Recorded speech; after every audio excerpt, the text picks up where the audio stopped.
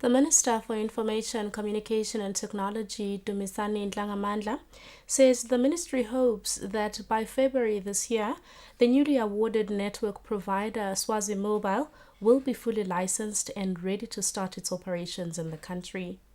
We have a report. Late last year, the new company Swazi Mobile was awarded to be one of the network providers in the country. There are a lot of expectations from this network provider from members of the public, such as when it will start operating. The Minister of Information, Communication and Technology, Dumisani Ndlangamandla, says to finalize such processes takes time. He says the regulator is still looking through the process transparently to ensure that there are no hiccups. He says the ministry expects the newly awarded network provider Swazi Mobile to be issued with its license by February this year. We are expecting the license to be issued to the winner. In this case, the supposed winner we are having at the present moment is Swazi Mobile.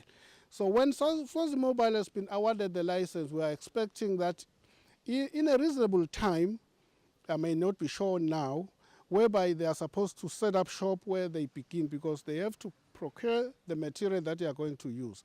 But after 31st January, they have to be awarded the license, and then after the license, we are expecting them to operate, because as a company, now they've won the tender as it has been issued.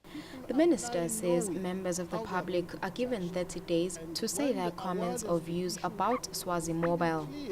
Then people are given 30 days just to make their comments to that award. That process shows that really we are talking of a transparent process here. Reporting for Swazi TV News, I'm Lungilele Makakula in Mbabane.